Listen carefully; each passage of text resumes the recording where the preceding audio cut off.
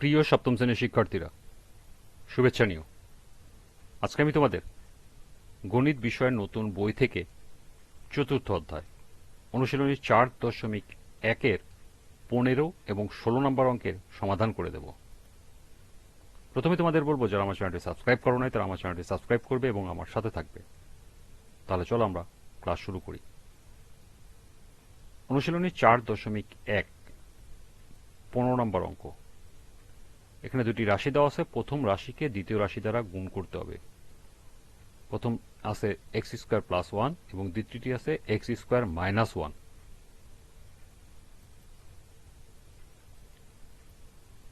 তাহলে আমরা প্রথম রাশিকে উপরে লিখব, দ্বিতীয় রাশিকে নিচে লিখব। এরপর প্রথম রাশির কে গুণ করব দ্বিতীয় রাশির প্রথম অংশ দ্বারা, অর্থাৎ দ্বিতীয় রাশির প্রথম অংশ দ্বারা প্রথম রাশির সবগুলোকে গুণ করব। এটা যদি করি তাহলে কি আসে লক্ষ্য করো। এক্স স্কোয়ার গুণ করলে আসে এক্স টু দি পাওয়ার 4, কারণ দুটি চলকই এক্স, সূচক 2 প্লাস 2 4 হয়ে যাবে। এরপর আছে এখানে প্লাস, আমরা প্লাস দিব। এরপর এক্স স্কোয়ারের সাথে 1 গুণ করলে এক্স স্কোয়ারই আসে। এরপর দ্বিতীয় রাশির পরের অংশ অর্থাৎ মাইনাস 1কে দিয়ে আমরা এক্স স্কোয়ার প্লাস 1 পুরোটাই গুণ করব।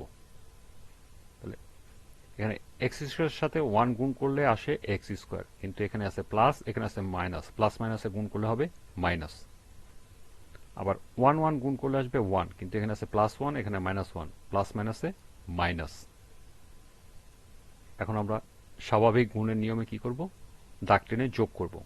এখানে আছে x to the power 4, x to the power 4ই আসবে। এখানে লক্ষ্য করো এক্স স্কোয়ার প্লাস, এখানে আছে এক্স স্কোয়ার মাইনাস।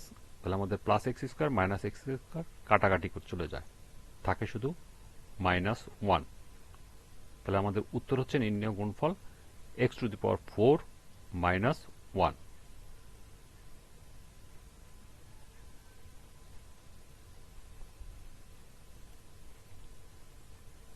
16 নম্বর অঙ্ক দেখো।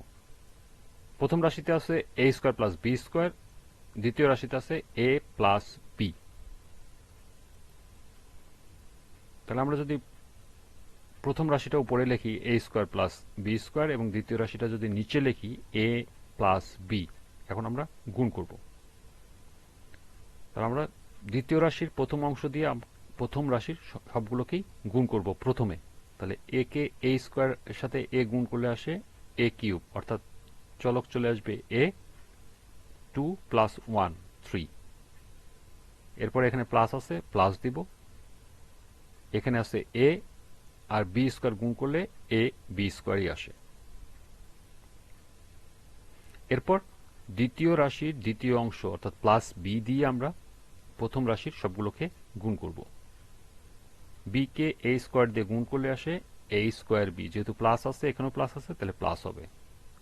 প্লাস বি স্কোয়ারের সাথে বি গুণ করলে আসে বি কিউব, 2 প্লাস 1 3, যেহেতু প্লাস প্লাস গুণ করলে প্লাসই হয়।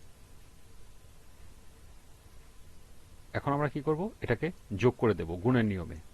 গুণের নিয়মে যোগ করলে দেখো সরাসরি এ কিউব আসবে, এখানে আসে এ স্কোয়ার বি, সরাসরি এ স্কোয়ার বি, সরি এ বি স্কোয়ার আছে, এ বি স্কোয়ারই আসবে। এখানে আছে যোগ এ স্কোয়ার বি আসবে, প্লাস বি কিউব আসবে। এটাই উত্তর।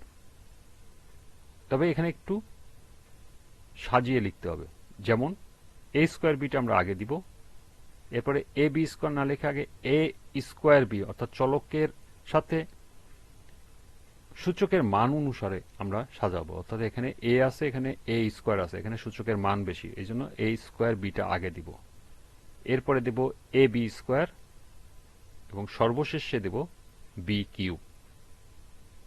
তাহলে আমাদের উত্তরটা হচ্ছে a cube plus a square b plus a b square plus b cube. এটি হলো উত্তর।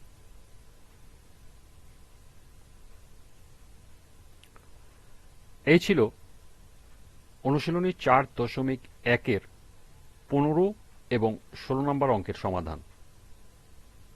আজকের ক্লাসটি এ পর্যন্তই।